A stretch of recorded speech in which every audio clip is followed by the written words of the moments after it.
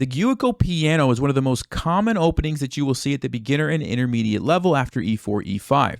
There's lots of sneaky traps and tricks and all kinds of things you need to be aware of. And today I'm going to share with you two very clever traps, one with white and one with black. Now, not only are we going to look at the traps so you can get some quick wins, but we're going to talk about the thought process that the losing player went through to arrive at the position that they did and what they did wrong. We're going to see what the mistakes were so that you don't make those in your own games. Let's go ahead and jump right in, okay? So the Italian game is e4, e5, knight to f3, knight to c6, and bishop to c4. Extremely common. Lots of beginners and intermediate players play this. And black really has two options. You can play the two knights defense. You have the fried liver attack and all the stuff that's involved with that. Or a lot of people want to avoid that. They play bishop to c5. And when you play bishop c5, you don't have to worry about knight to g5 because the queen is still there. You just take the knight, okay? So that's why a lot of people will play this. And there's a few different ways that the game can go. You have the Evans Gambit. You have a couple of other options. But we're going to go ahead and just jump right into the first trap here that you can play as white. And it goes like this. Knight to c3, knight to f6. So both players are developing. d3, castles. And here's an interesting moment because a lot of players will castle right away. But for this trap to work, you're going to delay castling and you're actually going to play bishop to g5 instead. So you're creating the pin. Now, this is a pretty annoying pin because if black just plays a random sort of normal move like d6, then they have to worry about knight to d5. The bishop's been cut off from being able to help. This is pretty annoying for black. Okay, I don't think a lot of players are going to know how to handle this. And so what most people do, or I say most, what a lot of people do at the beginner level is immediately chase that bishop away. And they're hoping that you just trade and they get a nice and simple position like this. Okay, that's what they're hoping for. But we're not going to do that. We're going to play the move h4. h4. Now, why are we playing h4? Well, we haven't castled, which means our rook is sitting here on h1 ready to go. And if black decides to take us, which they kind of have to if they want to get rid of the annoying pin, we now recapture with the pawn. And we do two things. Okay, we do two things at the same time. Number one, we're chasing this knight away from its nice square, and we've unleashed our rook, bearing down on the black's king. Black has to be extremely careful, and we're going to see what I'm talking about here in just a second. So black plays the move knight to g4, and black is actually thinking, well, at least I've got a piece, and now I'm also threatening a fork, which looks pretty good for me. But you know what? We don't even care. We're going to play g6. Okay, we're going to play g6, keep piling on the pieces, adding the pressure to the black king. Notice the pawn cannot take because of the pin. And so what a lot of players do here as black is go with the fork, right? They follow through with their plan, thinking, hey, I got a piece. Now I'm about to get a queen or a rook, and I don't really see anything immediately that white can do to me. I must be winning, right? But they're wrong. They've fallen for our trap, and we actually have a crushing move here. If you would like to pause, what's the move for white? All right, well, if you had a chance to think through that, hopefully you came up with the move. And each of these traps features a theme, and the theme for this trap is a mating attack. It's a mating attack on the opponent's king, okay? I didn't want to tell you that before because I didn't want to, sway your answer. But the move is knight takes e5. Okay, knight takes e5. And it's a very powerful move because even if black takes our knight, which is undefended, we've unleashed our queen, and we can simply do, actually, we don't even move the queen right away. We start with the rook check. Forces the king over. Then we go there with the check, and then the queen comes in for checkmate. Okay, so that's kind of our immediate threat by moving the knight to f3. Now, I know what some of you are thinking. Some of you are thinking, but Nelson, black's not going to take our knight. They're going to take our queen. That's why they went with the fork. And not only do they take the queen, but they also stop the checkmate that you just showed, right? So this, what are we doing, right? Well, if you would like to pause again, there's actually checkmate in 5 here for white. Checkmate in 5. What's the move? Or if you had a chance to look at that, the move is g takes f7, check. Now notice the king is cut off, so you can't escape this way. You actually have to take this with the rook. Then we come in with the bishop. Again, the king can't run this way, so it has to go to f8. Now we jump in with the rook, which forces the king to run up. Then we jump in with the knight, and if you look carefully, the knight's controlling these squares, the bishop's controlling these squares, it's also defended by the knight, the rook's controlling that, so the king has to go to d6, only move, and then we simply jump this knight back to c4. That is checkmate. Look at the bishop supporting, look at the knight, and all these black pieces over here. There's nothing that the black king can do. Okay, it's 15 moves, black's king is on d6, we're missing our queen, but who cares? Because we got checkmate. Super nice little trap there. okay? So now what I want to do is I want to actually go back through Black's moves and let's see if we can figure out where did they go wrong, right? Because a lot of Black's moves seemed very natural and normal.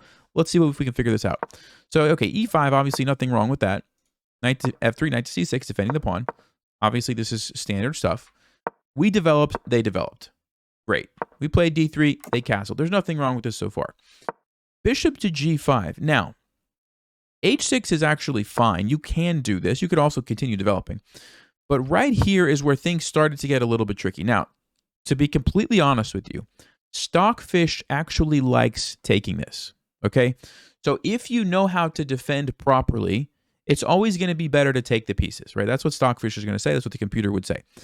However, from a practical human standpoint, this is a risky move, especially if you're a beginner, right? I think just maybe even retreating the bishop to deal with the pin that way is totally fine, and the game's going to go on. You have a very nice position if you're black. Okay, that's a very simple solution.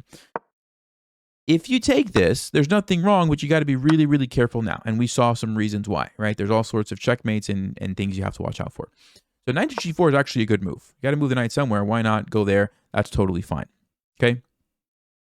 And then after g6, this is where black went wrong. Okay, this is where black went wrong. They had to recognize the danger and not follow through with the fork. They just didn't have time for that. They needed something immediate and quick and fast. This is a good takeaway. When you guys are playing in these kind of tricky, aggressive openings, usually you have to do threats that are very quick, right? Very immediate. So what's a more immediate threat than knight takes f2? Bishop takes f2. Why? Because it's a check. And now the king is forced to move, and white doesn't have time to keep attacking and doing stuff, right? So that's what black needed to play. And then after, by the way, you can't go to f1 or you get forked here. Okay, this is a much more dangerous fork. So that's not going to work. You have to play king to e2. And then black could simply play probably knight to d4 check is just the simplest, forcing this trade. And then, yes, white's going to be able to take here, but black's plan was to sacrifice the rook and end up with this position. And you say, okay, but black's king is kind of exposed. That doesn't look very good. And yes, it is, but so is white's, right? And because the king is here, it's actually blocking the queen from getting over there. The rook is not as dangerous now because the king has a lot of places to run to. And after the d6 pawn moves, this bishop comes out, the queen comes out. It's actually a better position for black. Okay, so there was nothing wrong with taking the sacrifice, but then black got a little bit too greedy by continuing with knight takes f2. Okay, that was the big mistake. All right, so I hope that makes sense and you learned something. Now what we're going to do is flip the board, and I'm going to show you another trap, but this time it's going to be for black. Okay, so same opening. Both of these traps, like I said, are out of the Giuoco piano. Now we're looking at it from black's perspective, and let's see how this trap goes. So white plays d3, black plays d6, castles, bishop to g4. We see another one of these annoying pins, except this time black is doing it. White plays knight to c3. Black plays knight to d4. Okay, again attacking that. And here white plays the move bishop to e3. And in this position, black has a very, very strong continuation. What should black play here? You got a chance to look at that. The theme for this one is also a mating attack. So just like the last one, this is also another mating attack on white's king, and it starts with the move knight takes f3 check. And the reason we're taking with the knight is because we're going to need to keep this bishop around so that we can play the follow-up move bishop to h3. Now we're threatening to simply take the rook, and really white's best option is probably to allow us to do that and start playing some defensive moves. But most people are not going to do that. They're going to want to save their rook. And as soon as they do that, we grab the bishop, and when they take us back, it doesn't really matter which way. We have a very nice follow-up. If you want to pause again, what should we play here? Hopefully you had a chance to notice that. It's queen to g5 check. And after the king moves, it's checkmate on g2. And actually, it didn't matter where the king moved, either h1 or f2. Queen to g2 is still checkmate. And it's move 11. And the game is over. Black has just checkmated white's king. Pretty amazing stuff, right? And when you look at this game, let's go back to the beginning. It doesn't really look like white did anything wrong. I mean, white is doing all of the normal stuff. Developing the pieces, fighting for control of the center, castling before move 10. They're not moving pieces multiple times in the opening. They're not bringing out their queen too early. They literally followed every single opening principle by the book, and they still got checkmated on move 11. So what went wrong? Well, I think their problem started right here when they decided to ignore this pin. White did absolutely nothing to deal with the pin. They said, nah, I don't really care. I'm just going to keep developing. I don't really care. I'm just going to keep developing. And they allowed black to do this, which then opened up their king, right? And once the king is open, well, now other stuff can happen. That's when the queen came in and the checkmate happened. So what white needed to do is right at this moment, probably deal with the pin. And a kind of a related piece to this puzzle is the d4 square, right? Black was able to utilize the d4 square to put the pressure on the pin knight. So if white wanted to, c3 was a simple move that would have solved all their problems.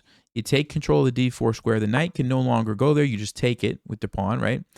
And now you don't have to worry about the pin on the knight. That's a super simple and easy solution. Or you could have also played bishop to e3 first, just delaying this knight for one move, because now on knight to d4, if you want, you could simply play knight b to d2. You just add a defender, right? And now it's not so dangerous, okay? Even if the queen comes here to try to put pressure, this is not going to be the end of the world for white, right? Yeah, the pawn structure is a little bit messed up. Who cares? It's a relatively equal position. You could probably even use this for your rook if you wanted to. You could push this and trade it off. It's not a big deal, okay? So the moral of the story here is, yes, you want to develop your pieces and follow the opening principles, but you can't do it blindly like a robot and ignore what your opponent is doing. So if your opponent makes a threat or the potential of making a threat, you want to pay attention and develop in a way that deals with the threat, right? That's what white should have done. Yes, keep developing. Yes, keep fighting for the center, but do it in a smart way that deals with the threats, okay? So that's what happens. Those are two traps you can use, one for white, one for black. And more importantly, remember the key ideas and remember the mistakes that the players made so that you don't fall for those in your games. By the way, both of these traps came from the book Chess Openings, Traps and Zaps. Guys, this book is as old as I am. It's like 30-something years old. I remember reading this when I was a kid. And yeah, there's just a lot of like cool little traps like here. Bruce Pandolfini, fantastic author. Check it out if you want, but I'm going to be sharing some more of those on the channel, so make sure you stick around for that. Thank you guys for tuning in. I'll see you next time. Stay sharp, play smart, and take care.